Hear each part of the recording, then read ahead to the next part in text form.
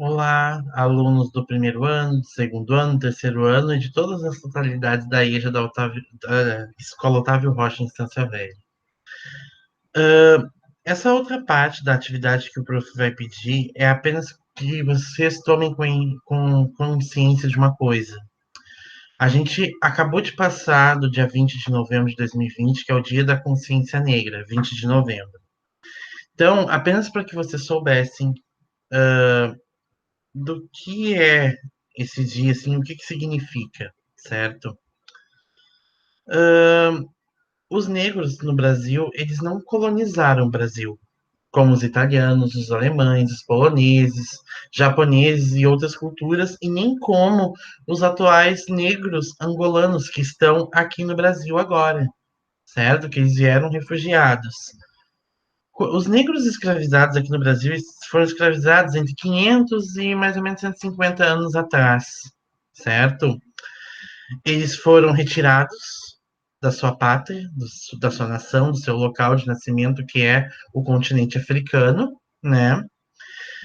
À força, porque para muitos, sobretudo para os europeus que escravizaram essas pessoas, eles não tinham valor assim sentimental, eles não valiam nada, simplesmente por serem negros.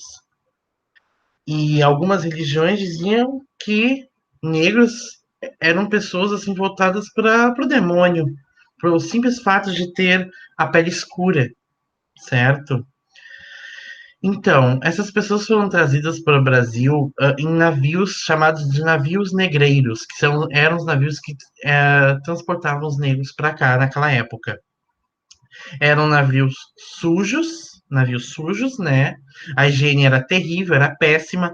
Muitos negros não sobreviviam ao translado no Oceano Atlântico, né? Que é o mar que separa o Brasil da África, e chegavam aqui mortos e muitos eram jogados no mar, inclusive alguns vivos, né? Então, quando eles chegaram aqui, eles eram escravizados, eles eram torturados por um simples fato, sei lá, de roubar um pedaço de pão para comer, né? Apanhavam de chicote, amarrados a troncos, né? Amarrados pelas mãos, pelos pés, enfim, era uma coisa terrível.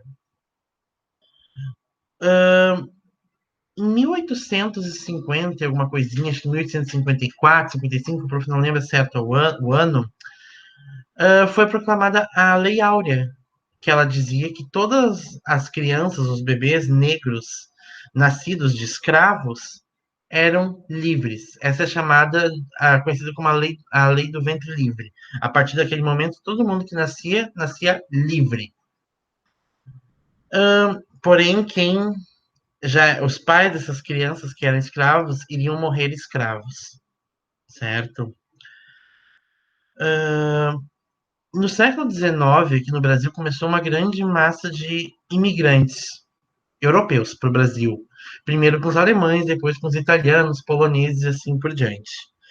Mas, depois dessa Lei Áurea, houve um boom nessa imigração para cá, certo?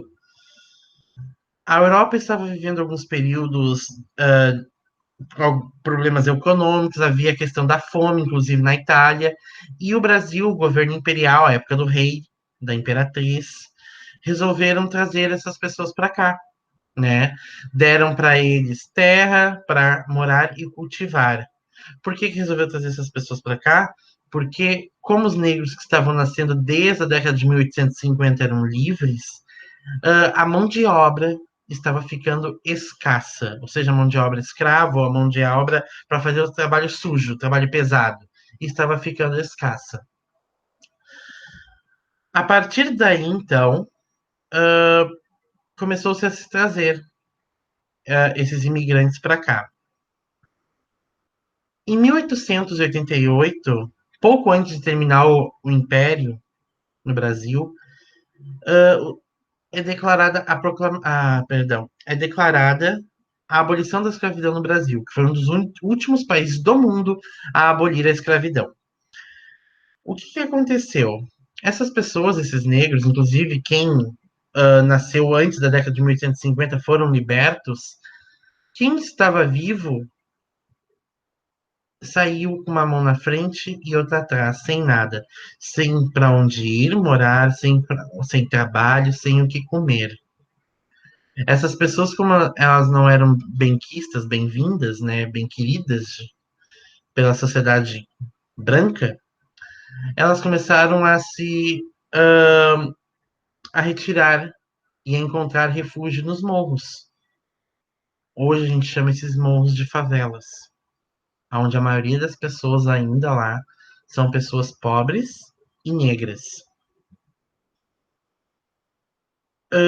Toda essa desigualdade que aconteceu entre o século XVI e o século XIX no Brasil, ela não sumiu ainda. Ela está presente. É muito importante a gente entender que, por exemplo, um negro para ter acesso à educação se demorou muito, principalmente nas universidades públicas, não só particulares. Se demorou, assim, olha, em torno de uns 50 anos para a gente ter um negro formado na faculdade, pelo menos aqui no Rio Grande do Sul. Isso é uma questão muito séria, tá? Quando se diz que no Brasil não tem racismo, se tem sim, e tem muito mesmo. Sim, podem existir pessoas negras assim que são, digamos, preguiçosas, mas também existem pessoas brancas que são preguiçosas. E ambas são tratadas diferente quando isso chega, sei lá, para um patrão. É muito importante a gente refletir isso desde pequenininho, sabe? É muito importante a gente entender que a desigualdade que nós temos hoje é por conta do que aconteceu no passado e ela ainda perdura nos dias atuais, na nossa sociedade atual, tá?